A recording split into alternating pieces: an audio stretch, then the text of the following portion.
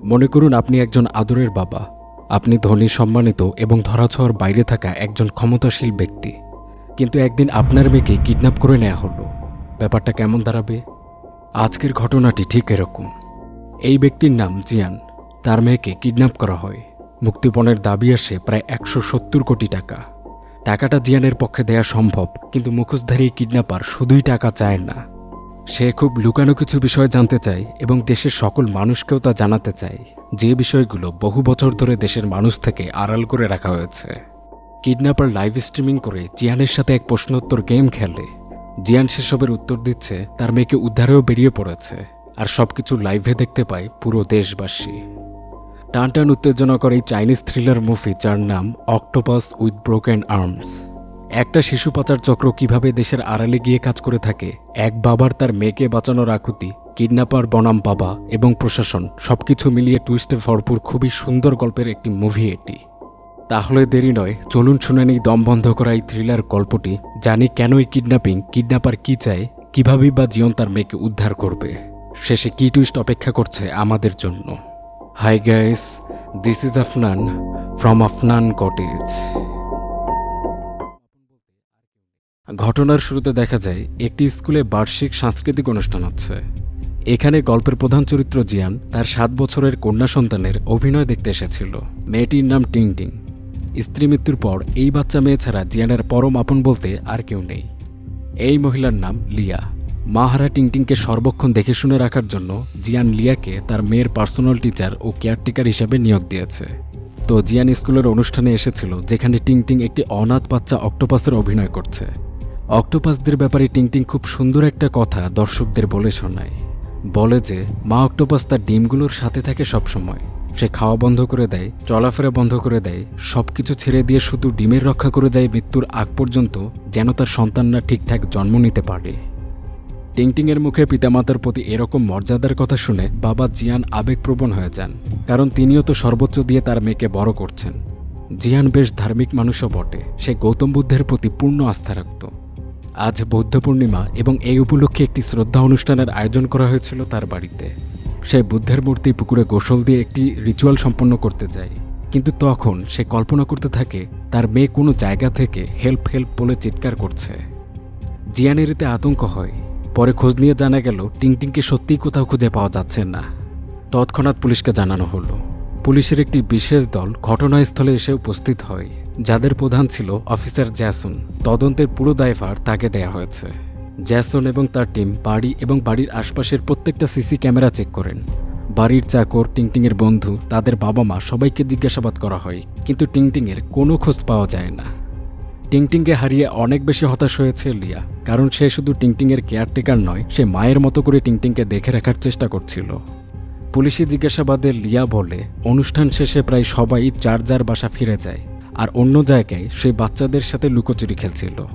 বাকিদের মতো টিংটিংও লুকাতে যায়, কিন্তু পরে খুঁজতে গিয়ে আর টিংটিংকে পাওয়া যায় না। পরে কিছু সময় পর জিয়ানের ফোনে একটি ভিডিও আসে এবং দেখা যায় কান্নারত অবস্থায় টিংটিংকে কোনো এক জায়গায় বেঁধে রাখা হয়েছে। সে প্রচণ্ড ভয় পাচ্ছিল। এই দৃশ্য দেখে সকলে বুঝতে পারে টিংটিংকে কিডন্যাপ করা হয়েছে। পুলিশের দল বাড়ির সিসিটিভি ক্যামেরাগুলোকে পুনরায় চেক করে এবং এবার তারা খেয়াল করে যেখানে টিংটিং খেলছিল সে জায়গায় সিসিটিভি ক্যামেরাকে খুব চালাকির সাথে একটি বেলুন দিয়ে ঢেকে ফেলা হয়, যে কারণে কিডন্যাপারকে দেখা যায়নি। কিন্তু সেখান থেকে একটি গাড়ি বের হতে দেখা যায়। অফিসার জ্যাসন কিডন্যাপারের পাঠানো ভিডিওতে টিংটিংয়ের পিছনে একটি লাল রঙের ওয়ালপেপারও লক্ষ্য করে।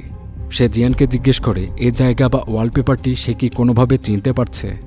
জিয়ানের এ ব্যাপারে কোনো ধারণা নেই। জ্যাসন তখন তার টিমকে 20 কিলোমিটারের মধ্যে থাকা সকল গাড়িকে চেকিং করতে বলে। তবে এখানে জিয়ান সন্দেহ করছে তার ফুয়ান নামক এক পুরনো বন্ধুর হাত থাকতে পারে তার মেয়েকে কিডন্যাপিংয়ের বিষয়ে, কারণ তার এই বন্ধুটিকে আজ বাড়ির অনুষ্ঠানে কোনো নিমন্ত্রণ করা হয়নি, তবে সে কিন্তু এসেছিল। আবার জিয়ান এও বলে কিছুদিন আগে একবার ফুয়ান এসেছিল, মূলত তার ছেলের হার্ট সার্জারির জন্য অর্থের প্রয়োজন।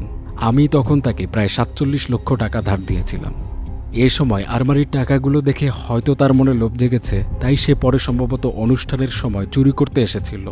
কিন্তু চুরির সুযোগটা না পেয়ে সে আমার মেয়েকে অপহরণ করে নিয়ে যায়, যেন টাকাটা এভাবে আদায় করতে পারে। তবে তদন্ত দল বলে ফুয়ানের উপরে কিডন্যাপিংয়ের সন্দেহটা ঠিক যাচ্ছে না, সে বাড়িতে এসেছিল ঠিকই, তবে কর্মচারীদের মতে এবং ক্যামেরাতেও দেখা যায় ফিরে যাওয়ার সময় ফুয়ানের সাথে টিংটিং ছিল না। আবার বাড়ির আশপাশের লোকজনরা এও জানিয়েছে যাওয়ার সময় ফুয়ান বেশ খুশি মনে ছিল, তাকে দেখে মনে হচ্ছিল না যে সে কোনো অপরাধ করে বের হচ্ছে। অফিসার জ্যাসন বলেন, ফুয়ান বাড়িতে আসার আগেই কেউ ইচ্ছাকৃতভাবে ক্যামেরা ব্লক করে দিয়েছে। এখন যে ব্যক্তি এসবের সেট আপ করেছে সেই সম্ভবত টিংটিংয়ের অপহরণ করেছে, হতে পারে সে এখনও বাড়িতে রয়েছে। কেয়ারটেকার লিয়া বলে, টিংটিংয়ের এক বন্ধু লুকোচুরি খেলায় যখন লুকাচ্ছিল তখন আমাদের মালিক লু সেখানে বেশ সন্দেহজনকভাবে ঘুরঘুর করছিল এবং ফুয়ানের গাড়ির একদম কাছাকাছি ছিল। ফুয়ান এবং লু মিলিতভাবেও কিন্তু এ কাজ করতে পারে। এটা শুনে জিয়ান লুকে এ ব্যাপারে জিজ্ঞাসা করতে চায়, কিন্তু তখনই মোবাইলে কিডন্যাপারের পক্ষ থেকে কল আসে। কণ্ঠ শুনে জিয়ানের বেশ মনে হয় কণ্ঠটা সম্ভবত ফুয়ানেরই। কিডন্যাপার বলে মেয়েকে জীবিত দেখতে চাইলে 1 কোটি চীনা ইউয়ান অর্থাৎ প্রায় 170 কোটি টাকা ক্যাশ আকারে আগামীকালের মধ্যেই দিতে হবে, আর কোথায় দিতে হবে সেই লোকেশনটাও কালকেই বলে দেওয়া হবে। পুলিশ চেষ্টা করছিল, কিন্তু এত কম সময়ে কিডন্যাপারের কলটি ট্রেস করতে পারেন না। এদিকে কিসের ভয়ে যেন জিয়ান অফিসার জ্যাসনকে বলে দেয় তারা বরং চলে যাক, সে একাই জালাগার দিয়ে তার মেয়েকে উদ্ধার করে ফিরে আনবে। কিন্তু জ্যাসন বলে এটা একটা ক্রিমিনাল কেস, আর তাদের দায়িত্ব হলো এটার উপযুক্ত সমাধান করা। এ সময় একজন পুলিশ সদস্য জানান ফুয়ান যে গাড়িতে বেরিয়েছিল সেটা একটা ব্রিজের নিচে পাওয়া গেছে। পরে সেখানে গিয়ে দ্রুত সে গাড়িতে তল্লাশি চালিয়ে এখানে বেশ কিছু কিডন্যাপিংয়ের মতো জিনিসপত্রের আলামত পাওয়া যায়। পাশাপাশি মালিলুয়ের বাসাতেও তল্লাশি চালানো হয়, যেখানে চেতনানাশক ঔষধ এবং টিংটিংয়ের চুলের অংশ পাওয়া গিয়েছে। পুলিশের সন্দেহের কাঁটা তখন ঘুরে যায় পুরোপুরি ফুয়ানের উপর এবং সাথেই মালিলুয়ের উপরেও। মালিলু একজন বোবা ছিলেন, তাকে পুলিশি রিমান্ডে নিয়ে নানাবিধ ভয়ভীতি দেখানো হয়। কিডন্যাপিংয়ের ব্যাপারে সে জড়িত কিনা লিখে হলেও তাকে জানাতে হবে। কিন্তু লু ভয় পাওয়া তো দূরে থাক, সে পেন্সিল ভেঙে পুলিশের উপর উপহাস করছিল। লুয়ের এরকম করাটা বেশ ব্যতিক্রম এবং সন্দেহজনক তো বটেই। এরপর দৃশ্যপট পাল্টে দেখা যায় পুলিশের তদন্ত দল টিংটিং কিডন্যাপিং কেসের উপরে স্টাডি করছে, যেখানে সবাইকে জিয়ানের হিস্ট্রি সম্পর্কে বলা হয়। জিয়ান একজন শরণার্থী শিবিরের অনাথ হওয়া সত্ত্বেও সময়ের পরিক্রমায় আজ এত বড় একটি কসমেটিক্স ব্যবসা প্রতিষ্ঠানের মালিক হতে পেরেছে। প্রথমে সে বন্দরের পণ্য পরিবহনে কাজ করত, তবে একবার সে এক বিশিষ্ট ব্যবসায়ীর হারিয়ে যাওয়া সন্তানকে উদ্ধারে ব্যাপক সাহায্য করে, যার বিনিময়ে উক্ত ব্যবসায়ী তার কসমেটিক্স খাতে জিয়ানকে প্রবেশ ঘটায়। পরবর্তীতে জিয়ান তার নিজস্ব দক্ষতাতে একজন শীর্ষস্থানীয় ধনী ব্যবসায়ী এবং প্রতিষ্ঠানের মালিক হতে পেরেছে। তবে এই গল্পটা জিয়ানের মুখ থেকেই শোনা গল্প, সত্যতা যে কতটুকু তা পরীক্ষা করা হয়নি। আর একটি ব্যাপার জানা যায়, পুরনো বন্ধু ফুয়ান এবং ফুয়ানের স্ত্রী তানিয়া তারাও জিয়ানের সাথে একই শরণার্থী শিবিরের অনাথ ছিল, মানে তারা একই সাথে বড় হয়েছে। পুলিশ ভাবছিল ফুয়ান যদি মূল অপরাধী হয়ে থাকে তবে তার সাহায্য করেছে বাড়ির মালিক লু, কারণ লুকে জিয়ানের বাড়িতে মালির চাকরিটা ফুয়ানই পাইয়ে দিয়েছিল। পুলিশের ধারণা লু সম্ভবত টিংটিংকে বেহুশ করে ফুয়ানের গাড়িতে রেখে দেয়, যে গাড়ি করে ফুয়ান বের হয়ে যায়, যা সিসি ক্যামেরাতে দেখা গিয়েছে।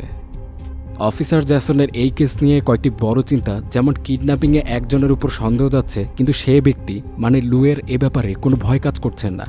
মূল ঘটনা যে আসলেই কি, তবে অনেক সময় ধরে পরিকল্পনা করে কিডন্যাপিং হয়েছে এটা নিশ্চিতভাবে বলা যায়। আবার কিডন্যাপার অনেক বেশি মুক্তিপণ চেয়েছে, যেটা প্রায় 170 কোটি টাকা। তবে পুলিশ চিফের সবথেকে বড় চিন্তা ছিল মিডিয়া অবশ্যই হাই প্রোফাইল কিডন্যাপিংয়ের ব্যাপার জানা মাত্র প্রশাসন ও পুলিশের ব্যর্থতা তুলে হাঙ্গামা করে ফেলবে। এত বড় চাপ পুলিশ চিফ তখন কিভাবে সামাল দিবে, এ নিয়েই তার যত চিন্তা। অফিসার জ্যাসন পরে পুলিশ চিফকে বুঝায় কেসটা বেশ জটিল দিকে মোড় নিচ্ছে, তার আরও কয়েকটি পুলিশ টিম দরকার হবে, ফলে আড়ালে রেখেই তখন দ্রুত কেসটি সমাধান করা সম্ভব।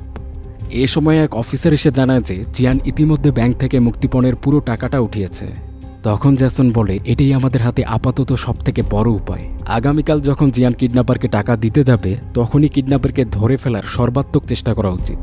এই কেসে জ্যাসন যে বুদ্ধি খাটাচ্ছে তাতে পুলিশ চিফ 2 দিনের জন্য জ্যাসনকে তার মতো সিদ্ধান্ত নেয়া ও পুলিশের সর্বোচ্চ ক্ষমতাও দিয়ে দেন। এদিকে জিয়ান ক্যাশ টাকাগুলো 2টি ব্যাগে ভরে কিডন্যাপারের কলের অপেক্ষা করছিল। তখন কিডন্যাপার লিয়ার ফোনে মেসেজ দিয়ে জানায় পুলিশ জিয়ানের ফোনটি ট্র্যাক করছে, তাই জিয়ান যেন ওই ফোনটি রেখে বের হয়।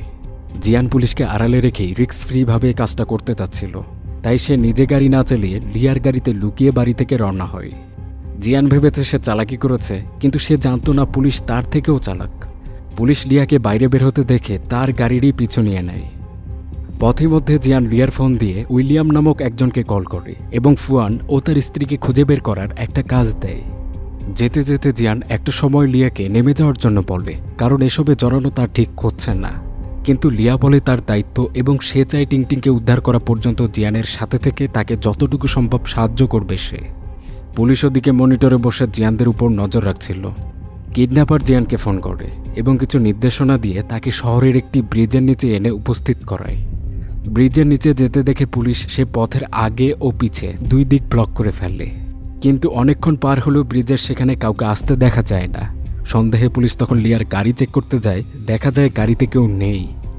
অফিসার একটু সামনে গেলে বুঝতে পারে পুলিশকে বোকা বানিয়ে জিয়ান ও লিয়া এক সুড়ঙ্গ পথে বেরিয়ে নদী পথে লঞ্চ নিয়ে পালিয়েছে। এদিকে লঞ্চে থাকা এক ফোনে কিডন্যাপার কল করে টিংটিংয়ের কান্না শোনায়, আর দেখা যায় কোনো এক জায়গায় মনিটরে বসে কিডন্যাপার জিয়ানদের উপরে নজরদারি করছে।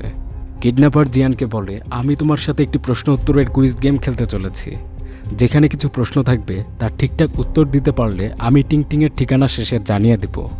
আর কোনো উপায় না থাকায় জিয়ানরা এতে রাজি হতে বাধ্য হয়। কিডন্যাপারের প্রথম প্রশ্ন, থাইল্যান্ডের সবথেকে বড় বস্তি কোথায় আছে? 4টা অপশন দেয় সে। অপশন শেষ না হতেই জিয়ান উত্তর দেয় খুনসাই। তার উত্তরটা ঠিক ছিল এবং কিডন্যাপার তখন বলে, বুঝে নাও তোমার মেয়ে সেখানেই আছে। জিয়ান লঞ্চের স্পিড বাড়িয়ে সেদিকে রওনা হয়। এদিকে দেখা যায় জিয়ানের পাঠানো উইলিয়াম নামক লোকটি নদী তীরবর্তী বন্দর এলাকাগুলোতে ফুয়ান আর তার স্ত্রী তানিয়ার খোঁজ করছিল। খবর আছে যে এখানকারই কোনো লঞ্চ ব্যবহার করে ফুয়ানরা পালিয়েছে। তাই বোট মালিকদের জিজ্ঞেস করা হয় কেউ তাদের চিনে কিনা বা কোথায় ফুয়ানদের পাওয়া যেতে পারে। অন্যদিকে জিয়ান খুনসাইয়ের কাছাকাছি চলে এসেছিল। তখনই কিডন্যাপার কল করে, আর জিয়ান এরপর কোথায় যাবে জিজ্ঞেস করলে কিডন্যাপার তার দ্বিতীয় প্রশ্নটি করে, বলে কোন চেতনানাশক ওষুধে দ্রুত মানুষের জ্ঞান হারায়। এসবে জিয়ান বিরক্ত হয়ে বলে, তুমি টাকা চেয়েছিলে, আমি এনেছি, এখন এই খেলা বন্ধ করো। কিডন্যাপার বলে, উত্তর না দেয়া বা ভুল উত্তর দেয়া তার মেয়ের জীবন কেড়ে নেবে, তাই সাবধান। এদিকে জিয়ানরা বুঝতে পারে তাদের চলতে থাকা এক ঘটনা লঞ্চের এক ক্যামেরা আর ইন্টারনেট হয়ে বিভিন্ন প্ল্যাটফর্মে লাইভ স্ট্রিমিং হচ্ছিল। পুলিশের তদন্ত দলও এই স্ট্রিমিং দেখে জিয়ানদের কার্যক্রম এবং তাদের লোকেশন সম্পর্কে জেনে যায়। জিয়ান কিডন্যাপারের এরকম আচরণ দেখে এটা বুঝতে পারে কিডন্যাপার অনেক বেশি চালাক এবং সে শুধুমাত্র টাকা চায় না, তার আরও কিছু উদ্দেশ্য আছে এবং আপাতত জিয়ানদের এই প্রশ্নোত্তর পর্ব চালিয়ে যাওয়া ছাড়া উপায় নেই। জিয়ান চেতনানাশক ওষুধটির নাম বলে দেয়, উত্তর সঠিক ছিল। কিডন্যাপার তখন পরবর্তীতে কোন দিকে যেতে হবে মেয়েকে পাওয়ার জন্য বলে দেয়। জিয়ান সেদিকে এগোতে থাকে। এদিকে কিডন্যাপিংয়ের স্ট্রিমিং মিডিয়ার নজরে চলে আসলে তা টিভিতেও ব্রডকাস্টিং করা হয়। মানে ঘটনাটা সারা দেশব্যাপী একটা চরম থ্রিলার এপিসোডের মতো প্রচার হচ্ছিল। এতে করে পুলিশ চিফ প্রশাসনের নানা মহলের চাপ পেয়ে ব্যাপক অস্থির হয়ে পড়ে। সে অফিসার জ্যাসনকে আর সর্বোচ্চ 48 ঘন্টার মধ্যে এই কেসের একটা ভালো সুরাহা করতে বলে দেন। এদিকে কিডন্যাপার জিয়ানকে তার 3 নম্বর প্রশ্নটিও করে ফেলে, থাইল্যান্ডে শিশু পাচারের জন্য কী শাস্তি ধার্য করা হয়েছে? যাবজ্জীবন কারাদণ্ড, 10 বছরের বেশি সময় জেল, নাকি 5 থেকে 10 বছরের জেল? জিয়ান দ্রুত সঠিক উত্তরটা দেয়, 10 বছর জেল। জিয়ান বলে, আমি সব প্রশ্নের সঠিক উত্তরই দিয়েছি, এখন আমার মেয়ের কাঙ্ক্ষিত লোকেশনটা জানাও। তখন দেখা যায় কিডন্যাপার আসলে কোনো পুরুষ নয়, ছদ্মবেশ কণ্ঠ নেয়া একজন নারী। সে এবার জিয়ানকে একটি বাচ্চা মেয়ের গলায় ঘুমপাড়ানি গান শোনায়। এটা শুনে জিয়ানের কষ্ট হোক বা আতঙ্ক কেন জানি তার চোখ থেকে অশ্রু ঝরে পড়ে। কিডন্যাপার বলে, গান শুনেছ, তাহলে ধারণাও পেয়েছ তোমাকে যেতে হবে কোথায়। তবে পুলিশরা শুনে কিছু বুঝতে পারে না জিয়ান এখানে কি বুঝলো আর কোথায় যাবে সে।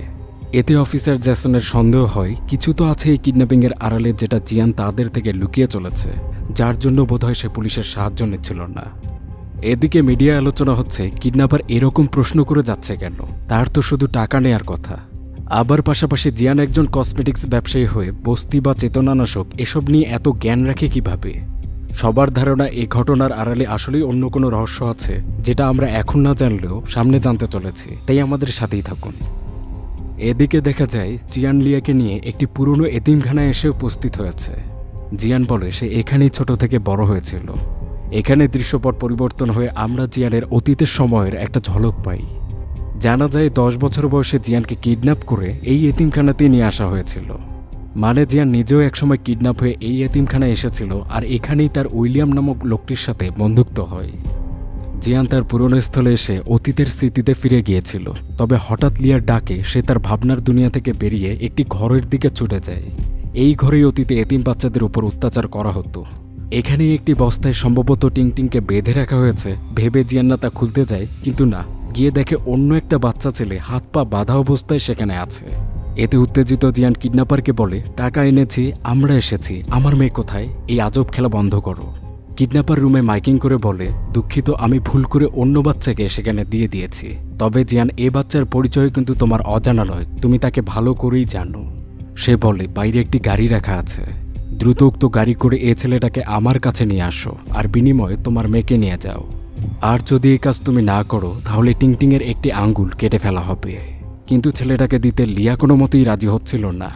আর জিয়ান ওই তামাশায় আর থাকতে পারছেন না, তাই সে এবার ঠিক করে এবার সে সবকিছু পুলিশের হাতেই ছেড়ে দিবে।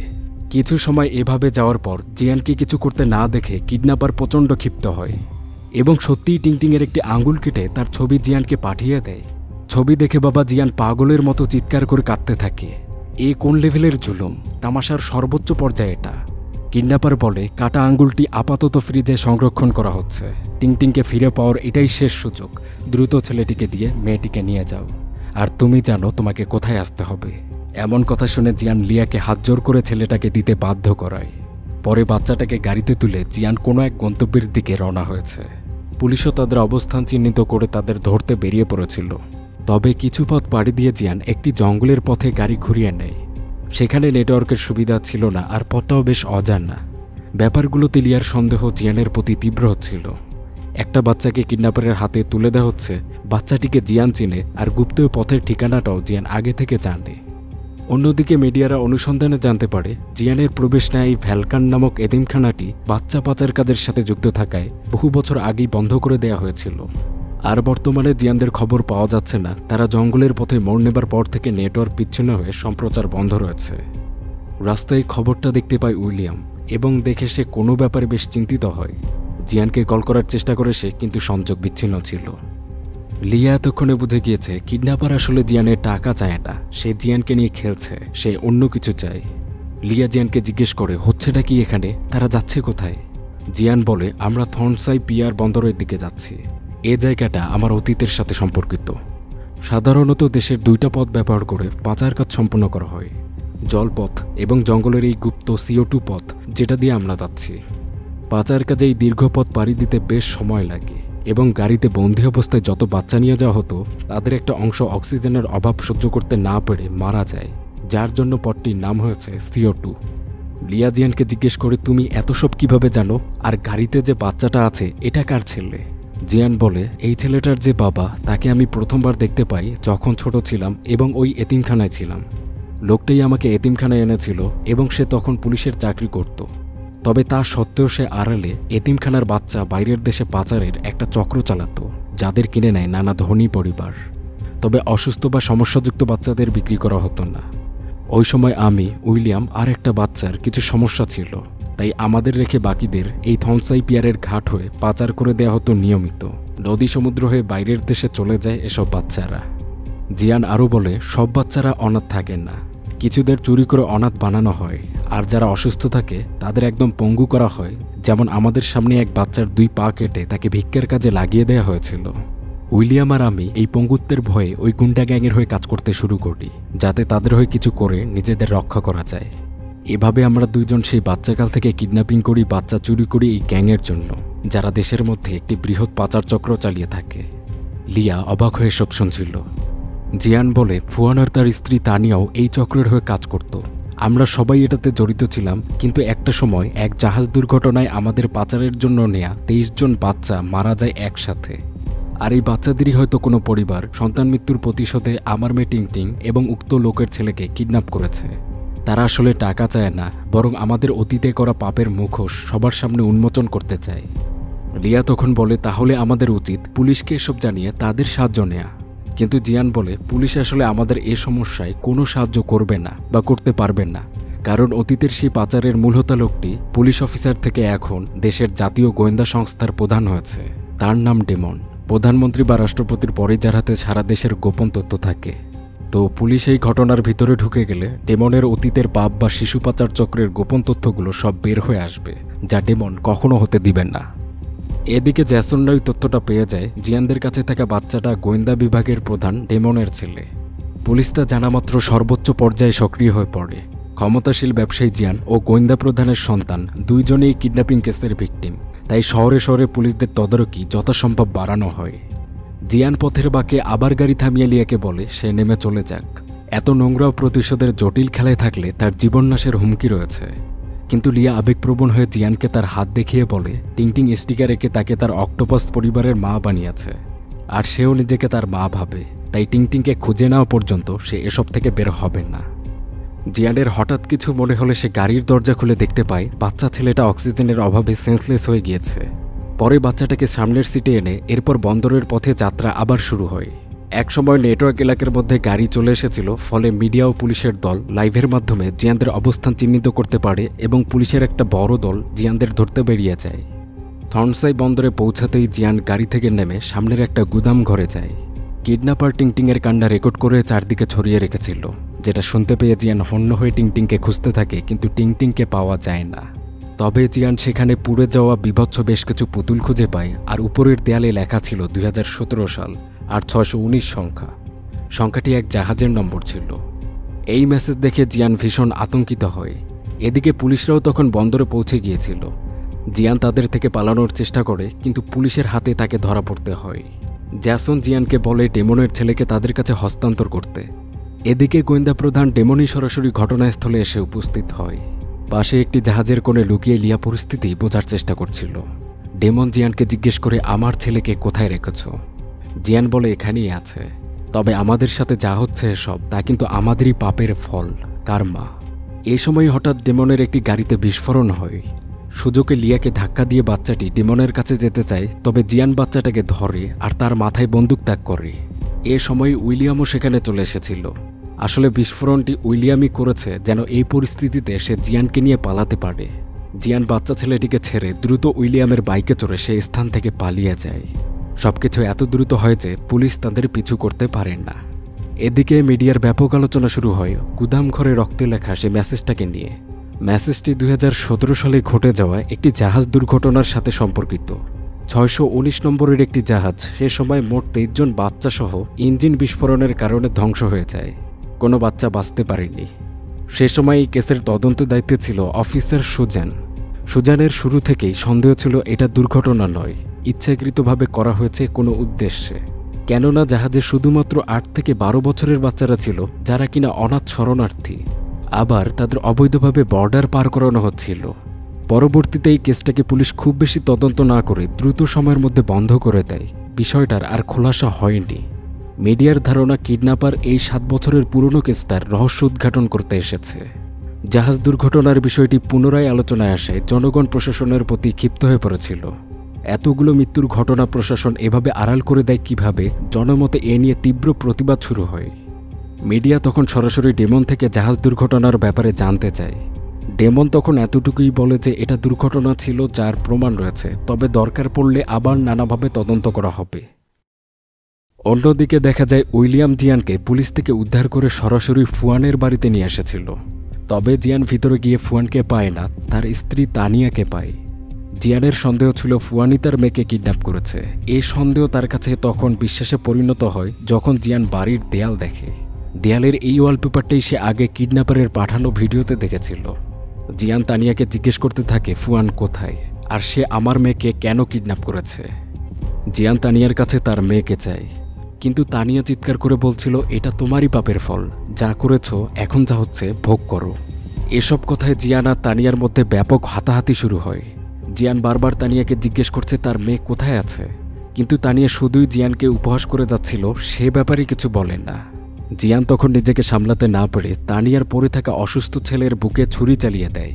ছেলেকে বাঁচাতে মা এগোয় এবং মাকে বাঁচাতে ছেলে, এভাবে ব্যাপক সংঘর্ষ হয় এখানে। কিন্তু ছেলেটি জিয়ানকে আক্রমণ করতে গিয়ে ভুলবশত নিজ হাতেই তার মার বুকে ছুরি চালিয়ে দেয়। করুণ অবস্থা। আবার ছেলেটি জিয়ানের দিকে তেড়ে যায়, তখন জিয়ান তাকে হত্যা করে সে স্থান থেকে চলে যায়। তবে অদ্ভুতভাবে এ জায়গায় আমরা দেখতে পাই এই ফ্ল্যাটের পাশের ফ্ল্যাটেই উক্ত কিডন্যাপার মেয়েটি অবস্থান করছিল এতক্ষণ ধরে। সেখানেই বিছানায় টিংটিং ঘুমিয়ে আছে। আমরা ফুয়ানকেও একটি জায়গায় বাধা অবস্থায় দেখতে পাই। তাকে মনিটরের সামনে বসিয়ে রাখা হয়েছিল, যেখানে সে দেখে জিয়ান তার স্ত্রী আর ছেলেকে মেরে ফেলেছে। প্রচণ্ড ক্রোধে বেপরোয়া ফুয়ান নিজেকে ছাড়িয়ে নেয়। এরপর জিয়ানকে মারতে বেরিয়ে পড়ে। এদিকে ওই কিডন্যাপার তানিয়ার কাছে যায়, যে কিনা আসলে তার অন্তিম মুহূর্ত পার করছিল। কিডন্যাপার তাকে একটি বাচ্চা মেয়ের ছবি দেখিয়ে বলে, তোমার কি এই মেয়ের কথা মনে আছে? তখন অতীতের ফ্ল্যাশব্যাকে দেখা যায় ছবির এই বাচ্চা মেয়ে হাইতাং তাদের দোকানের সামনে খেলছিল। হাইতাংয়ের মা ইয়ানা, ইয়ানা মানে ওই কিডন্যাপার মহিলাটি। আর শকিং বিষয় হচ্ছে হাইতাংয়ের বাবা এবং ইয়ানার স্বামী হচ্ছে লু, মানে মালি লু। লুদের একটি ইলেকট্রনিক্সের দোকান ছিল। দোকানের সামনে হাইতাং রয়েছে, তো তখন তানিয়া সে পথে যেতে হাইতাংকে কৌশলে কাছে এনে কিডন্যাপ করে পালিয়ে যায়। মা ইয়ানা সন্তান হারিয়ে পুলিশের দুয়ারে দুয়ারে ঘুরতে থাকে যেন তার একমাত্র সন্তানটিকে খুঁজে বের করা হয় দ্রুত। কিন্তু পুলিশের কেউই তেমন সাড়া না দিলে একজন অফিসার সুজানি আশ্বাস দেয় যে সে হাইতাংকে খোঁজার সর্বাত্মক চেষ্টা করবে, কারণ সে নিজেও একজন মা হতে চলেছে। তদন্ত চলাকালীন সুজান জানতে পারে ইয়ানার মেয়ে 619 নম্বর জাহাজটিতে ছিল, যে দুর্ঘটনায় মারা গিয়েছে। সুজান পরে খবরটি ইয়ানাকে জানায়, যা শুনে ইয়ানা পুরোপুরি ভেঙে পড়ে। ইয়ানার তখন একটাই ইচ্ছা ছিল, সে ওইসব মানুষদের বিচার চায় যারা কিনা তার মেয়ের মৃত্যুর জন্য দায়ী। এজন্য সে প্রতিনিয়ত সুজানের পিছু ঘুরতে থাকে। কিন্তু উপরমহলের নানা চাপে সুজান দায়ী মানুষগুলোর নাম সামনে আনতে পারছিল না। কিন্তু ইয়ানা তখন সুজানকেই সন্দেহ করতে শুরু করে, তাই সে সুজানের উপর নিয়মিত নজর রাখছিল। এক রাতে যখন পিয়ারঘাট থেকে সুজান কাজ করে ফিরছিল, তখন ইয়ানার সামনেই সুজানের গাড়ি ব্লাস্ট হয় এবং সে মারা যায়। সুজানের এই মৃত্যুতে ইয়ানা বুঝতে পারে সুজান তার কাজের সৎ ছিল, আর এই দুর্ঘটনার পিছনে কত বড় একটা চক্র কাজ করে চলেছে, যারা কিনা অপরাধ ধামাচাপা দিতে নিজেদের অফিসারদেরও মেরে ফেলতে পারে। তখন ইয়ানা এবং লু সুজানের স্মৃতিস্তম্ভের সামনে দাঁড়িয়ে সিদ্ধান্ত নেয় তারা তাদের মেয়ে এবং সুজানের এই হত্যার প্রতিশোধ নিবে। এরপর তারা 619 নম্বর জাহাজ দুর্ঘটনার বেশ কিছু তথ্য খুঁজে বের করে ফুয়ান ও জিয়ানের উপরে নজর রাখতে থাকে। ইয়ানা কৌশলে তানিয়ার সাথে বন্ধুত্ব করে নেয়, আর এরই মধ্যে দিয়ে লু ফুয়ানের বন্ধু হয় এবং ফুয়ানের সাহায্যে জিয়ানের বাড়িতে মালির কাজ নেয় লু। এই সব কিছু ইয়ানারা করছিল যেন তারা কিডন্যাপিংয়ের মতো একটা পরিকল্পনাকে সামনে ঘটাতে পারে, যেখানে মুখোশের আড়ালে থাকা এই কালপ্রিটদের পরিচয় এবং উক্ত ঘটনার রহস্য বের হবে এবং দায়ী মানুষগুলোকে যথাযথ শাস্তি দেওয়া সম্ভব। দৃশ্যপট বর্তমানে আসে, যেখানে তানিয়া ইয়ানার সামনে মারা যায়, যা দেখে ইয়ানা তৃপ্তির হাসি দিচ্ছিল আর বলে সে ভীষণ খুশি। অন্যদিকে লাইভ স্ট্রিমিং দেখে ক্ষিপ্ত জনগণ 619 নম্বর জাহাজ দুর্ঘটনার সত্যতা জানতে ব্যাপক প্রতিবাদ শুরু করেছিল, যাতে পুরো দেশে তোলপাড় এবং লুরা এতে স্বস্তি পাচ্ছে। ইয়ানা জিয়ানকে ফোন দেয়, বলে তুমি আমার মেয়েকে মেরেছ। জিয়ান তখন তাকে বোঝানোর চেষ্টা করে যে তার মেয়ের মৃত্যু একটা দুর্ঘটনা ছিল। ইয়ানা তখন বলে, ও আচ্ছা, তাহলে তার মেয়েও এরকম এক দুর্ঘটনায় মারা যেতে চলেছে। আর যদি জিয়ান তার মেয়েকে জীবিত পেতে চায়, তাহলে লাইভ স্ট্রিমিং করে জনগণকে 619 নম্বর জাহাজ দুর্ঘটনার আসল সত্যটা বলে দিতে হবে জিয়ানকে। আর তাতে এক বিন্দু মিথ্যা বলা মানে তার মেয়ের মৃত্যু এবং দায়ী থাকবে সে। ইয়ানা এও বলে জিয়ান চাইলে কাল সকালে 619 নম্বরের সেই জাহাজটিতে এসে তার মেয়েকে দেখে যেতে পারে। এ সময় কোত্থেকে এক ব্যক্তি এসে হঠাৎ জিয়ানকে আক্রমণ করে বসে, কিন্তু তখন লিয়া এসে তাকে বাঁচিয়ে নেয়, আর দেখা যায় সে আক্রমণ করা ব্যক্তিটা ছিল তদন্ত অফিসার জ্যাসন। পরে বাসায় জিয়ান লিয়াকে বলে ডেমন সম্ভবত তাকে মারার জন্য জ্যাসনকে পাঠিয়েছিল। জাহাজ দুর্ঘটনার কেসটা আসলে কোনো দুর্ঘটনা ছিল না, ডেমনই পরিকল্পিতভাবে জাহাজে বিস্ফোরণ ঘটিয়েছিল। জিয়ান থেকে জানা যায় সেই রাতে পুলিশ থেকে বাঁচার জন্য জিয়ান CO2 রাস্তা ব্যবহার করে 23 জন বাচ্চাসহ সে পিয়ার ঘাটের দিকে যাচ্ছিল। ঘাট পৌঁছাতেই জিয়ান ওই বাচ্চাদের ফুয়ানদের হাতে বুঝে দেয়। পরে ফুয়ান আর তানিয়া ওই বাচ্চাদের বক্সে ভরে আড়াল করে, আর তার কিছু পরে জাহাজ ঘাট ছেড়ে তার গন্তব্যে চলে যাচ্ছিল। কিন্তু তার কিছু সময় পর মেরিন সিকিউরিটি ফোর্স জাহাজটিকে সন্দেহজনক মনে করে ঘিরে ফেলেছিল। জিয়ান ডেমনকে ফোন করে পুরো পরিস্থিতি জানিয়ে দেয় এবং কোনোভাবে এই সিকিউরিটি ফোর্সদেরকে নিয়ন্ত্রণ করতে বলে। কিন্তু ডেমন সে জাহাজে আগে থেকে বিস্ফোরক ফিট করে রেখেছিল, যার টাইমার ছিল ডেমনের কাছেই। বেশি ঝামেলায় না জড়াতে ডেমন সরাসরি জাহাজটিকে ব্লাস্টই করে দেয়, সবকিছু শেষ করে দেয়। ফুয়ান আর তানিয়া অন্তিম সময়ে বিস্ফোরক টের পেয়ে কোনোভাবে নিজেদের বাঁচাতে পেরেছিল, কিন্তু এ ঘটনায় 23 জন বাচ্চা প্রাণ হারিয়েছে। এখন জিয়ান বলে সে কিডন্যাপারের শর্ত অনুযায়ী একটা লাইভ করে এই সব ঘটনার সত্যতা জনগণের সামনে তুলে ধরতে চলেছে তার মেয়েকে বাঁচানোর জন্য। জিয়ান লিয়ার কাছে আকুতি করে বলে সে ভালো মানুষ নয় ঠিকই, তবে সে একজন ভালো বাবা হতে চায়। তাই জিয়ানের কিছু হয়ে গেলে লিয়া যেন তার মেয়ের খেয়াল রাখে, যেন টিংটিংয়ের জীবন তার বাবার মতো না হয়। পরের সকালে জিয়ান উইলিয়ামের সাথে পিয়ার ঘাটে এসে উপস্থিত হয়। পুলিশ পাশেই তাদের উপর নজর রাখছিল। সেখানে পুলিশরা আবার বলাবলি করছে এই ঘাটে জিয়ান আবার একটি বৌদ্ধ মন্দির তৈরির কাজ নিয়েছে, যাতে দুর্ঘটনায় মারা যাওয়া বাচ্চাগুলোর আত্মার শান্তি কামনা করা যায়। জিয়ান বুদ্ধের কাছে প্রার্থনা করে একটি লঞ্চ নিয়ে সমুদ্রের মাঝে থাকা 619 নম্বর জাহাজটির দিকে চলে যায়। পুলিশও পাশাপাশি তাকে নজরে রেখে এ স্থানে চলে এসেছিল, আর কিডন্যাপার ইয়ানা সে জাহাজ থেকে জিয়ানকে ভালোমতো লক্ষ্য করছে। জাহাজে পৌঁছে জিয়ান তার ব্যাগে খুঁজতে খুঁজতে একটি রুমে চলে আসে, যেখানে অনেকগুলো টিভি চালু করা ছিল। দেখা যায় টিংটিং আর লিয়াকে অনেকগুলো বিস্ফোরকের মাঝে বেঁধে রাখা হয়েছে। ইয়ানা তখন জিয়ানকে কল করে বলে যে তার মেয়ে আসলে তার থেকে একটু দূরে অন্য একটি জাহাজে রয়েছে। আরও কিছু কথা বলা হয় এখানে, কিন্তু তখনই পুলিশ জিয়ানের কাছে পৌঁছে যায় আর লাইভ সম্প্রচারের সকল সংযোগ বিচ্ছিন্ন করে ফেলে। সেখানে গোয়েন্দা প্রধান ডেমনও চলে এসেছিল, আর সে এসেই জিয়ানের ফোন ভেঙে দেয়। এদিকে লাইভ স্ট্রিমিং বন্ধে ইয়ানা বিচলিত হয়, তাই সে তখন মাইকে বন্দি লিয়ার ভয়েস সংযোগ দেয়। লিয়া তখন বলে এসবের মূল কালপ্রিট হচ্ছে গোয়েন্দা প্রধান ডেমন। সেই জাহাজে বিস্ফোরণ ঘটিয়ে 23 জন বাচ্চার প্রাণ নিয়েছে। তাকে সর্বোচ্চ সাজা দেয়া হোক, কিন্তু জিয়ান এত বড় পাপী নয়, তাই তার মেয়েকে টিংটিংকে অন্তত ছেড়ে দেওয়া হোক। ইয়ানা পরে মাইকে বলে জিয়ানকে তার মেয়ে ও লিয়াকে বাঁচার জন্য কিছু সময়ের মধ্যেই লাইভে এসে ডেমনের বাচ্চা পাচার কাজের সকল অপকর্মের কথা, বাচ্চাগুলোর মৃত্যুর কথা সব দেশবাসীকে শোনাতে হবে। এদিকে সকল টিভি চ্যানেল এই লাইভ সম্প্রচারের জন্য অধীর আগ্রহে অপেক্ষা করছিল। তবে ইয়ানা জিয়ানকে 2টা অপশন দেয়, বলে সেখানকার এক ড্রয়ারে একটি রিমোট রয়েছে। জিয়ানের সিদ্ধান্ত এখন যে সে দুনিয়ার সামনেই সত্যগুলো বলবে নাকি বোতাম চেপে তার মেয়েদেরকে মেরে ফেলবে। এদিকে অফিসার জ্যাসন আটক থাকা টিংটিংদের জাহাজটিকে খুঁজে পেয়ে তাদের উদ্ধার করতে একটি দলকে পাঠায়। তবে ইয়ানা বলে দেয় উদ্ধারে গেলেই লাইভ অন হয়ে ডেমনের সবকিছু ফাঁস হয়ে যাবে।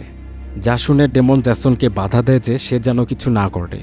কিন্তু জ্যাসন এক পর্যায়ে ডেমনের উপর বন্দুক ধরে বলে যে তাদের প্রধান দায়িত্ব বন্দীদের উদ্ধার করা, এতে কিছু ফাঁস হলে হতে পারে। তখন ডেমন প্রচণ্ড ক্ষেপে যায়, আর তখনই জ্যাসনদেরই এক অফিসার হঠাৎ জ্যাসনের উপরেই গুলি চালিয়ে দেয়। জ্যাসন অবাক হয়ে যায় কাণ্ড দেখে, যেখানে তার সহকারী তাকে গুলি করেছে।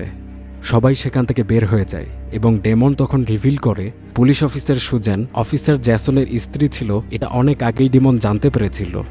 আর উক্ত জাহাজ দুর্ঘটনার কেসে অনেক গভীরে চলে গিয়েছিল সুজান। তাই নিজেকে নিরাপদ বা সাফ রাখতে ডেমন সুযোগ বুঝে বোমা বিস্ফোরণ ঘটিয়ে সুজানকে তার পথ থেকে সরিয়ে দেয়, যেখানে সুজানের পাশাপাশি তার পেটের বাচ্চাটিকেও মেরে ফেলেছে ডেমন। আর এখন নিজের পালিত এক অফিসার দিয়ে জ্যাসনকেও গুলি করেছে। এরপর ডেমন জ্যাসনকে হত্যা করে ফেললে।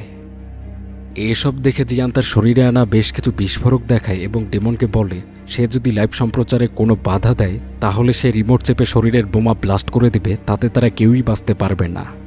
ডেমন তখন হেসে উঠে জিয়ানকে বোমা ফাটাতেই বলে দেয়। ডেমন বলে সে জানে জিয়ান কী পরিমাণ স্বার্থপর একটা লোক, যে কখনোই তার নিজেকে মারতে পারবে না অন্য কাউকে থামানোর জন্য। ডেমন বলে সে জিয়ানকে ছোট থেকে বড় হতে দেখেছে, যেখানে জিয়ান তার নিজেকে রক্ষার জন্য তার সাথীদের পা কাটায় গ্যাংকে সাহায্য পর্যন্ত করেছিল। তার লোভ দিনে দিনে এত পরিমাণ বেড়ে যায় যে সে প্রথমে অনাথ বাচ্চাদের কিডন্যাপ করে পাচার করত, কিন্তু অতি লাভের আশায় সে সুস্থ অভিজাত পরিবারের বাচ্চাদেরও কিডন্যাপ করে এবং তাদের ইউরোপের দেশগুলোতে পাচার করে। এসব বুদ্ধিগুলো জিয়ানই ডেমনকে দেয়। পরে তাকে শুনেই ডেমন তার পাচার রাজ্য বড় করেছে। ডেমন বলে সে অবশ্যই একজন খারাপ মানুষ, কিন্তু জিয়ান পশুর থেকেও অধম।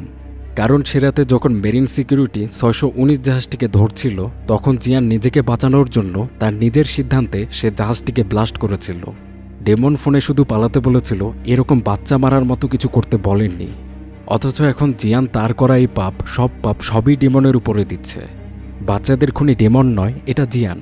ডেমন বলে সে বাচ্চা বিক্রি করত ঠিকই, কিন্তু বুদ্ধের মালা পরে ছদ্মবেশী জিয়ান তার মনুষ্যত্বই বিক্রি করে দিয়েছে এতগুলো বাচ্চাকে হত্যা করে। ডেমন জিয়ানের দিকে বন্দুক ঠেকিয়ে বলে তার 3 গোনা পর্যন্ত জিয়ানকে সিদ্ধান্ত নিতে হবে সে তার নিজের বোমা ব্লাস্ট করবে নাকি অন্য রিমোট চেপে তার মেয়েকে উড়িয়ে দিবে। আর কিছু না করলে ডেমন জিয়ানকে মেরে ফেলবে। জিয়ান তখন চুপ করে থাকে, কিছু বলে না। এরপর এমন কিছু হয় যেটা ভাবাই যায় না। জিয়ান চিৎকার দিয়ে কেঁদে তার মেয়ের বোমাটিই ব্লাস্ট করে দেয়। বাবা নিজ হাতে তার মেয়ের জীবন কেড়ে নিল। ডেমন উপহাস করে বলে তার ধারণাই ঠিক যে জিয়ান অনেক হিংস্র এবং খুবই বাজে একটা মানুষ। জিয়ানের এই সিদ্ধান্তে ইয়ানার চোখ থেকে অশ্রু ঝরে যায়। সে ভাবছিল জগতে খারাপ মানুষ রয়েছে ঠিকই, কিন্তু তাই বলে বাবা তার নিজের মেয়ের জীবন কেড়ে নিতে দ্বিধাবোধ করল না। অন্যদিকে এইসব ঘটনা জনগণও দেখতে পায়, কারণ জ্যাসনের শার্টে একটি ক্যামেরা লাগানো আছে যা জ্যাসনই সাথে এনেছিল।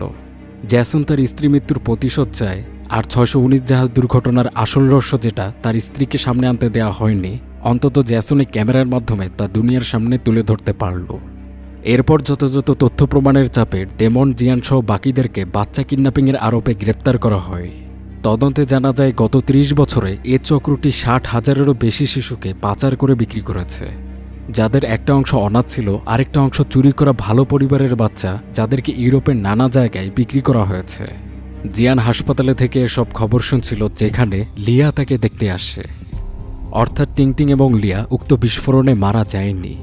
লিয়ারা আসলে অন্য একটা জাহাজে আটক থাকার অভিনয় করছিল কিডন্যাপার ইয়ানার সাথে মিলিত হয়ে।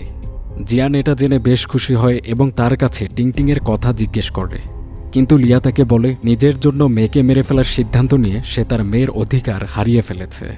লিয়া এখানে তার আসল পরিচয় রিভিল করে। সেও ওইসব বাবা মাদের একজন যাদের সন্তানকে জিয়ান এক মুহূর্ত করুণা না করে বিধ্বস্ত করে দিয়েছিল। দুর্ঘটনায় লিয়ার মাত্র ৮ বছরের বাচ্চা মারা যায়। অতীতে এই কেসের দায়িত্বে থাকা সুজান মারা যাবার পর কেসটিকে কৌশলে বন্ধ করে দেয়া হয়েছিল। তখন ওই দুর্ঘটনার ভুক্তভোগী সব বাবা মাকে এক করে অফিসার জ্যাসন একটি সংগঠন তৈরি করে। তার স্ত্রীর কাজটা সম্পূর্ণ করাই তার একমাত্র লক্ষ্য ছিল, যেখানে ভুক্তভোগী সব বাবা মারা তাদের আদরের দুলালদের হারিয়ে সর্বশান্ত হয়েছে। যারা সন্তানদের নিয়ে কত রঙিন ভবিষ্যৎ সাজিয়েছিল, তাদেরকে দেখতে হয়েছে সন্তানদের পুড়ে যাওয়া বিভৎস লাশ। এইসব বাবা মাদেরই একজন হল লিয়া। জ্যাসন সিদ্ধান্ত নিয়েছিল এই হত্যাকাণ্ডের অপরাধীদেরকে জনসম্মুখে নিয়ে আসবে, এজন্য সে একটা পরিকল্পনা সাজায়। তবে সব বাবা মারা এতে সামিল হতে পারেননি। কেউ দেশ ছেড়ে চলে যায়, কেউ বা ধার্মিক হয়ে নিজেদেরকে সামলানোর চেষ্টা করে, আর কিছু যারা প্রতিশোধ চাচ্ছিল তারা জ্যাসনের এই পরিকল্পনায় অংশ নেয়। জ্যাসন শুধুই প্রতিশোধের জন্য নয়, এই চক্রটাকে নষ্ট করাও তার একটা লক্ষ্য ছিল, যাতে আর কোনো বাবা মাকে তার সন্তানকে হারাতে না হয়। জ্যাসন সবাইকে বলে কিডন্যাপিং চক্রের প্রধান কিছু ব্যক্তি ডেমন, জিয়ান, ফুয়ান এবং তানিয়া, এদের মধ্যে 2 জন ব্যক্তির দেশে বেশ খ্যাতি রয়েছে, তাই তাদের টার্গেট করে সবকিছু সামনে আনা গেলে মিডিয়ার জনগণের মধ্যে আলোড়ন সৃষ্টি হবে। তখন চক্রটিকে শিকড় থেকে নষ্ট করা সম্ভব। জ্যাসন বছর ধরে যে পরিকল্পনা সাজিয়েছিল তা এসব বাবা মাদের হাতে তুলে দেওয়া হয়, যেখানে প্রত্যেকের আলাদা আলাদা রোল রয়েছে। লিয়া তার অ্যাক্টিং স্কিলকে ব্যবহার করে জিয়ানের মেয়ে টিংটিংয়ের পার্সোনাল টিচারের জব নেয়। ইয়ানা তানিয়ার সাথে বন্ধুত্ব করে ফুয়ানের মাধ্যমে লুকে জিয়ানের বাসায় মালির চাকরি পাইয়ে দেয়। আর বাকি বাবা মাদের যারা টেক সম্পর্কে জ্ঞান রাখে তারা লাইভ সম্প্রচারের দায়িত্ব নিয়েছিল। পরিকল্পনা অনুযায়ী লু একদিন ক্যামেরায় বেলুন ঠেকিয়ে টিংটিংকে কিডন্যাপ করে, এরপর ফুয়ানের গাড়িতে রেখে দেয়। আর লুয়ের কাছে টিংটিংকে এনে দিয়েছিল লিয়া। সবকিছু তাদের সেট আপ ছিল। পরে ফুয়ান সে গাড়ি নিয়ে যায়, তবে সে জানতো না তার গাড়ির ডিকিতে টিংটিং রয়েছে। এদিকে আবার এই ফুয়ানকেই উঠিয়ে নেয় জ্যাসন, তাকে এক জায়গায় বেঁধে রাখা হয়। এভাবে লিয়া এবং লু তারা 2 জন মিলে ইয়ানার কাছে কিডন্যাপ করা টিংটিংকে পাঠিয়েছিল। পরে ইয়ানা তার দায়িত্ব মানে কিডন্যাপার হয়ে জিয়ানের সাথে যোগাযোগ করে এবং এভাবেই এই কিডন্যাপিংয়ের খেলা শুরু হয়। এরপর লিয়া টিংটিংকে একটি অনুষ্ঠানের কাজের কথা বলে কান্নার অভিনয় করিয়ে নেয়, কৌশলে রেকর্ড নেয়, বিস্ফোরণে বেঁধে থাকার অভিনয়ও করিয়ে নেয়। আর টিংটিংয়ের আঙুল কাটার ছবিটা মেকআপের মাধ্যমে জাল করা হয়েছে, যেখানে টিংটিংয়ে সাহায্য করছিল। লিয়ার মুখে এই পরিকল্পনা শুনে জিয়ানের চোখ থেকে অশ্রু বেরিয়ে যায়, কিন্তু সে লিয়াকে আরেকটা লুকানো সত্য বলে, যেটা সে আগে কাউকে কখনো বলেনি। জানায় সে রাতে জিয়ান গাড়িতে করে সেসব বাচ্চাদের নিয়ে যাচ্ছিল ঠিকই, কিন্তু পুলিশের হাত থেকে বাঁচার জন্য সে দীর্ঘ CO2 পথে যাওয়ার সিদ্ধান্ত নেয়। কিন্তু ঘাটে পৌঁছানোর পর সে দেখে অক্সিজেনের অভাবে সব বাচ্চারা মারা গিয়েছে। কি করবে তখন তা বুঝতে না পেয়ে সেভাবে বাচ্চাগুলোর লাশ বক্সে ভরে সে সমুদ্রে ফেলে দিবে। কিন্তু তাতে ডেমন টের পাবে, আর তার গাফলতিতে যে বাচ্চা মারা গিয়েছে তা জানতে পারলে ডেমনের সাথে তার কাজের দূরত্ব তৈরি হবে। এজন্য সেই পুলিশকে খবর দেয় এবং এই অজুহাতে সে জাহাজটিকে বিস্ফোরণ করেছিল। বাচ্চাদের সে ইচ্ছাকৃতভাবে মারেনি, তারা আগেই মারা গিয়েছে। এসব শুনে লিয়া বলে, তুমি যাই বলো না কেন সৃষ্টিকর্তা তোমাকে কখনোই মাফ করবে না। এই বলে লিয়া চলে যায়। কিছুদিন পর ডেমনের শাস্তি চলাকালীন এক অজানা ব্যক্তি ডেমনকে গলা চেপে হত্যা করে, যেটাকে মিডিয়ার সামনে আত্মহত্যা হিসেবে প্রকাশ করা হয়। অন্যদিকে বাইরে থাকা উইলিয়াম কোর্টের সামনে একটি বিস্ফোরণ ঘটিয়ে পরিস্থিতি তৈরি করে জিয়ানকে তুলে পালিয়ে যাবার একটা পরিকল্পনা করে। কিন্তু পথে কিছু ভিক্ষুক বাচ্চারা উইলিয়ামের গাড়িকে এ সময় আটকিয়ে নেয়। তারা ভিক্ষা চাচ্ছিল, আর তাদের মধ্যে একটা বাচ্চা উইলিয়ামের গাড়ি থেকে বোমার রিমোট খেলনা ভেবে নিয়ে চলে যায়। কোর্টের সামনে জিয়ানকে নিয়ে আসা হয়েছিল। বিক্ষুব্ধ জনগণের উপচে পড়া ভিড় সেখানে, আর তার মধ্যেই উইলিয়াম তার কাজের প্রস্তুতি নিচ্ছে। ভিড়ের মধ্যে ফুয়ানো ছিল, যে তার স্ত্রী সন্তানের মৃত্যুর প্রতিশোধ নিতে এসেছে। লিয়া টিংটিংকেও সেখানে নিয়ে এসেছিল শেষবারের মতো তার বাবাকে দেখার জন্য, যেখানে মেয়েকে দেখে জিয়ান খুবই আবেগপ্রবণ হয়ে যায়। তো সুযোগ বুঝে উইলিয়াম বোমার রিমোট খুঁজছিল, আর তখনই ফুয়ানো বন্দুক বের করছিল জিয়ানকে মারার জন্য। আর সে সময় বাচ্চা ছেলে মেয়েগুলো ওই রিমোটটাকে খেলনা ভেবে খেলতে শুরু করেছে। হঠাৎ তাদের হাত থেকে রিমোটটা পুরোই সুইচ অন হয়ে যায়, আর তখন বোমা ফেটে উইলিয়াম নিঃশেষ হয়ে যায় সেখানে। ভিড়ে হট্টগোল পড়ে গিয়েছিল, আর এই সবে ভয় পেয়ে টিংটিং দৌড়ে যখন তার বাবার কাছে যাচ্ছে, তখনই ফুয়ান জিয়ানের দিকে বন্দুক তাক করে, কিন্তু হঠাৎ সে টিংটিংকে দেখতে পেয়ে তার দিকে বন্দুক তাক করে। বাবা জিয়ান তখন তার মেয়েকে বাঁচানোর জন্য দৌড়ে যায়। বন্দুক থেকে গুলি বের হয়, কিন্তু গুলিটা গিয়ে কার শরীরে লাগে সেটা আর দেখানো হয় না। তবে জিয়ান আমাদের বলে যাই হলো এটা সবই তার প্রাপ্য ছিল। আর এখানেই মুভিটি শেষ হয়। তো ভিডিওটি কেমন লাগলো জানাবেন। সব কিছু বুঝতে পেরেছেন কিনা, মুভি নিয়ে কোনো প্রশ্ন থাকলে কমেন্টে বলতে পারেন, আমি জানিয়ে দেব। আচ্ছা, আপনার কি মনে হয় জিয়ান যে শেষে পড়ল বাচ্চারা অক্সিজেনের অভাবে মারা গিয়েছে, এটা সত্য, নাকি নিজেকে বাঁচানোর তার এটা একটা কৌশল? অবশ্যই মতামত জানাবেন। আপনি চাইলে আমাকে ইনস্টাগ্রামে ফলো করতে পারেন, লিংক নিচে দেওয়া থাকবে। আজ আপাতত যাচ্ছি। অবিরাম ভালোবাসা সবাইকে।